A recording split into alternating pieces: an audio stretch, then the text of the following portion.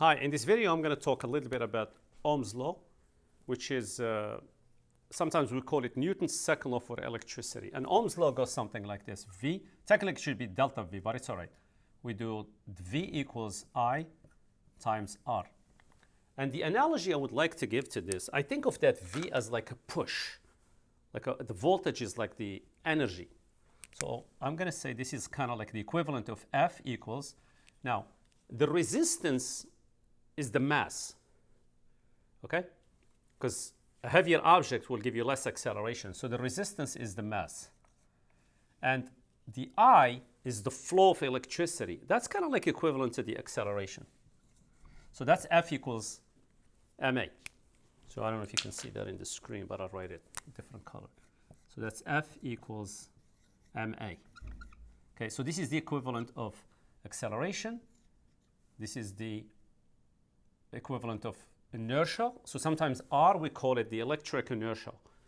And the V is that push, right? So this is kind of like sometimes it's equivalent at least to Newton's second law of motion. So we call that the equivalent of Newton's second law of motion, or Newton's second law for electricity.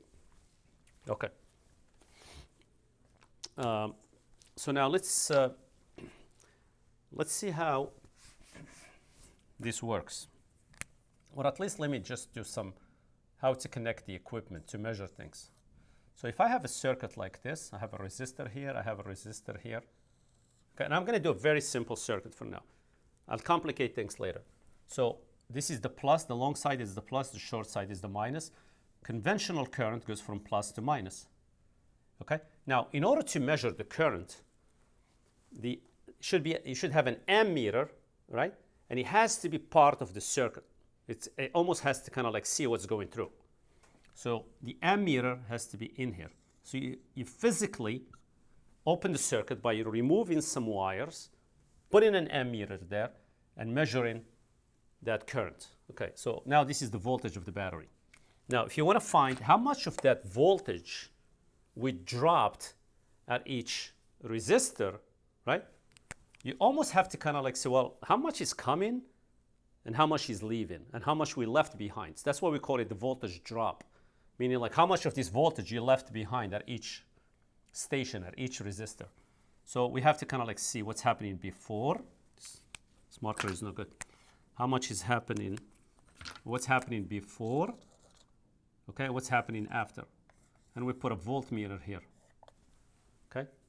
Now, an ammeter, you want it to have very low resistance. In other words, you don't want to drop any of your voltage, of your energy at the ammeter. So this has low resistance.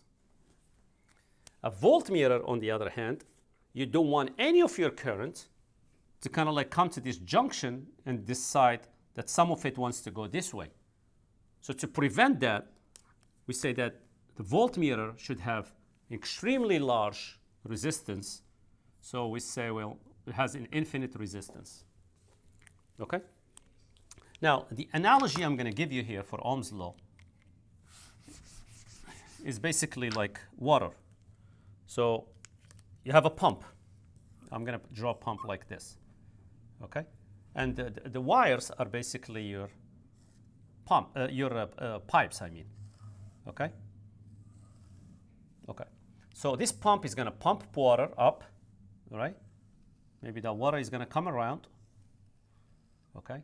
Now we have to have a resistor. A resistor is basically something that will use their energy. It could be a light bulb, it could be a doorbell, it could be anything. Okay? So in this case here, maybe you want to do something useful with this. So I'm going to have a water mill here. Okay? And all that water does as it's falling here is going to make this water mill turn, and I'm going to do something with it somewhere else. And then I'm going to get that water back, right? Okay? And it's going to go through the pump, and it's going to recycle, and it's just going to keep going. So this is kind of like the equivalent of your voltage. These pipes are your wires. Okay? This is kind of like your resistance. Basically something that's going to use the energy. And that's really it. I mean, you could, if you want, just for convenience, which makes sense, put what do you call it? a valve in here, right? So you can put a valve in there so that you can control the flow. If you don't want the water to flow, you just close the valve. So for electricity, for the circuit, you would put a switch in there to prevent the circuit to just be closed at all times, and you're wasting your batteries. Okay, and that's pretty much it for Ohm's law. It's pretty straightforward, and we're going to do some practice in class, and you're going to see that it's really very, very easy. Okay, thank you.